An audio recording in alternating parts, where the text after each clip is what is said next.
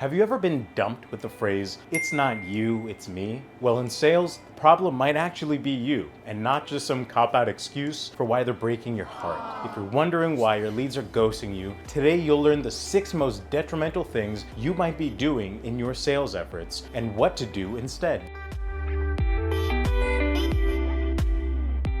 Hi everyone, I'm Jeremy and welcome back to B2B Sales and Lead Generation with UpLead. The mistakes I'm going to be covering today are super common, so don't beat yourself up if you've done any of them. We're all here to learn how to better our sales tactics, right? So with that being said, let's dive right into it. The first and most common mistake I see salespeople making is reaching out to bad leads. Just the wrong leads or simply not enough leads. If the person you're trying to contact moves companies or their email is inactive, you're wasting time and energy on them, and you won't see any payoff on your efforts. If you're reaching out to companies who are too small and can't afford your services, or are too big and have an internal team or software from what you offer, then you're also wasting your time. But the downsides aren't just limited to wasting time. Sending mass emails out to email addresses that bounce, never get opened, or even worse, put into spam by the receiver can deteriorate the credibility and deliverability of your email address and your domain. For example, Gmail could flag your email address as spam,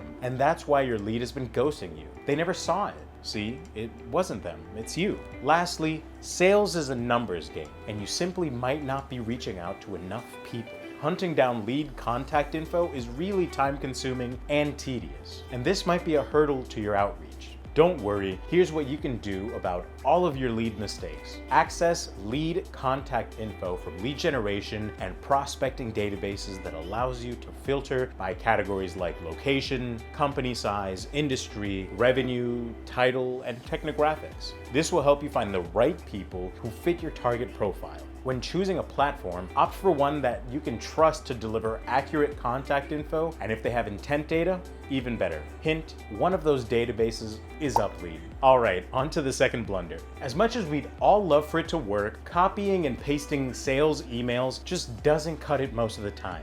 If you have an email you spent a ton of time crafting, or you're short on time, of course you're going to want to use it over and over. But the problem is that, well, business people are smart, and they can spot a copy-pasted email when they see one. Data shows that the average salesperson gets 121 emails per day. So if yours seems too generalized, it can come across as spammy, and it'll probably head straight to the Gmail landfill. That being said, one of the best ways to get around this mistake is by creating sales templates for different types of prospects and narrowing down the specifics and personalization from there, client by client. Stats show that nearly 70% of emails that get flagged as spam are based on the subject line alone. So you need to start tailoring each subject line to the specific person before you even get to the meat of the email. Subject lines that have the lead's name in them and an emoji increase open rate by over 60%, and highly personalized emails tailored to the lead increase reply rate by a whopping 112%. Yeah, that's pretty nuts. Give this video a like if a 112% increased reply rate sounds good to you. Just like your subject line, your email copy also needs to be short and sweet and straight to the point. I go into how to write effective cold emails in this video and share 20 cold email templates that get responses in that video, and I highly recommend watching both if you're new to cold emailing or if you need new ideas. Both are linked in the description. Next up is something a lot of people struggle with just because of human nature. I mean, nobody wants to bother people,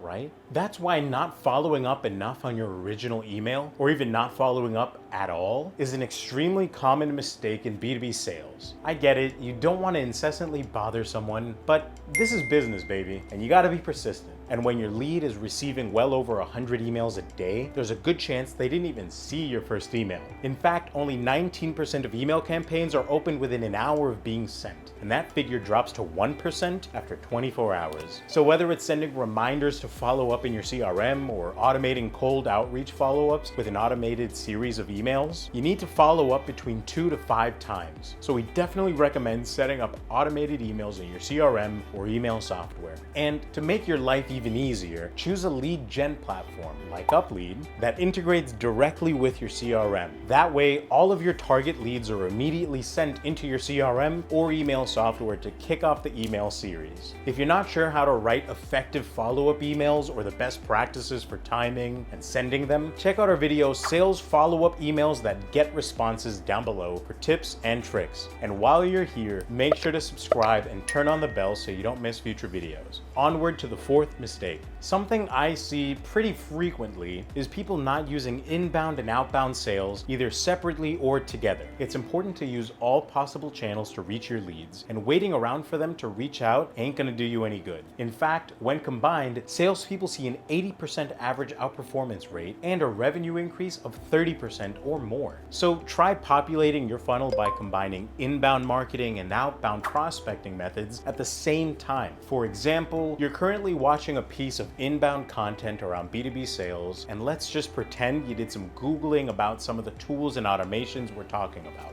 Then, if you use Uplead's prospector platform, you can sort contacts with intent data and find people who have been searching around our keywords. Then you hit them with an outbound cold email at the right time. The internet is one big ecosystem now, so using both inbound and outbound will get you the best results. Okay, another example. Maybe someone found you through a blog, but then they see maybe your lead prefers getting a call versus an email. So, after you've gotten them to check out a piece of your inbound content or sign up for info on your site, but they're still not replying to your emails, try calling them instead. Our video, Inbound and Outbound Sales, is a great tool to learn more about how they work separately and together. Now, I know that it can be really easy to get caught up in what we have to offer our leads, which is definitely important, but if you overdo it, that can actually deter your leads altogether. That's why for number 5, it's time to start focusing on the lead and their needs in all of your interactions with them, from initial outreach to closing. You can sell, sell, sell all day, but if you don't show your lead how you can serve their needs, you won't be able to hook into a call about your services. Also, do your research and personalize your outreach to their issues and their goals. Not listening enough can be absolutely detrimental when you're looking for new business. So in your discovery call, it's important to ask them questions to learn more about what they need. This is a win-win because they'll feel more cared for. Plus, you can come prepared later with a pitch targeted specifically for them. Also, by listening instead of talking, you'll be able to qualify them and won't end up spending time on businesses that simply aren't the right fit.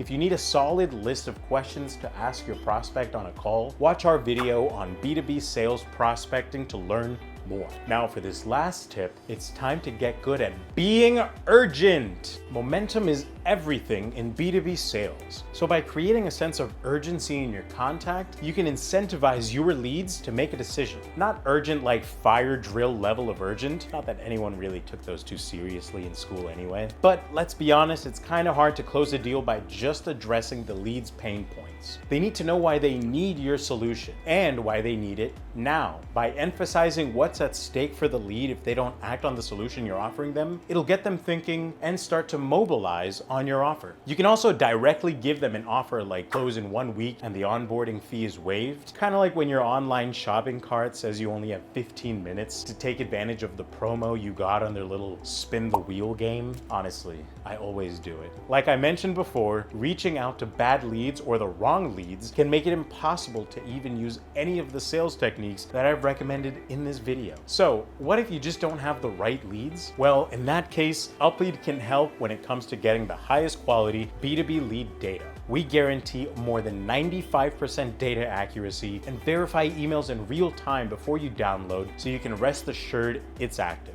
With Uplead's more than 110 million contacts, more than 50 search filters, and enrichment tools like intent data and technographics, you can vet your leads and make sure that they're a great fit for your company before you reach out to them. Try Uplead for free for 7 days and explore all of our features. Go to uplead.com/YouTube and then use these tips to get those sales. And if you like this video, give it a thumbs up, subscribe to our channel, and turn on the bell so that you don't miss when we post new videos on B2B sales, cold outreach, and lead generation. Now, thanks for watching, guys, and I'll see you in the next one.